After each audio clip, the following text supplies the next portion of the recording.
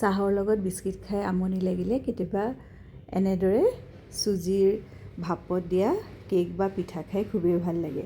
নাৰিকল আৰু গুড়ৰ পুৰ দিয়া একেবাৰে সহজ আৰু তেলবিহীন ৰেচিপি।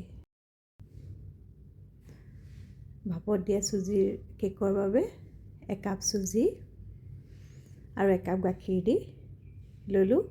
চেনি এচামুচ দিলোঁ, ইচ্ছা কৰিলে 2 চামুচ বা 3 চামুচো ব্যৱহাৰ কৰিব পাৰি। ভালদৰে লৰাই সকলোখিনি 20 মিনিটৰ বাবে ৰেষ্ট দিলোঁ। এখন পেন গৰম কৰি তাত 1 কাপ গুড় আৰু ৰুকি লোৱা নাৰিকল 1 কাপ দি দুইখিনি ভালদৰে লাগ খাই যোৱালৈকে বান্ধ খাই যোৱালৈকে কম জুইত লৰাই থাকিলোঁ। এইখিনি চব বান্ধ খাই গ'ল, ভালদৰে আঠা হৈ গ'ল।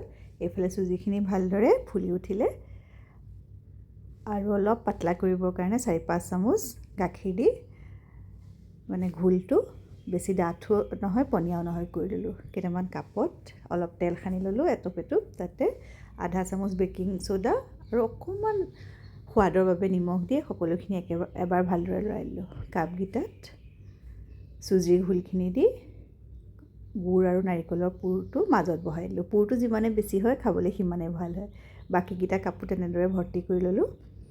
এইফালে এটা ষ্টিমাৰত পানী আগতে উতলাই থৈছিলোঁ, তাতে কাপকেইটা দি 12 পৰা 15 মিনিট ভাপত দি ল'লোঁ। 12-15 মিনিটৰ পিছত চব এনেধৰণে ধুনীয়াকৈ ফুলি আহিলে। এডাল টুথপিক ভৰাই চালোঁ, টুথপিকডাল একেবাৰে পৰিষ্কাৰ হৈ ওলাই আহিলে, অৰ্থাৎ আপোনাৰ চুজিৰ কেক ৰেডি হৈ গ'ল।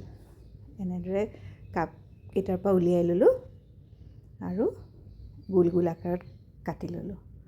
খাবলৈ খুবেই ভাল হৈছিলে। চাহৰ লগত পৰিৱেশন কৰিছিলোঁ।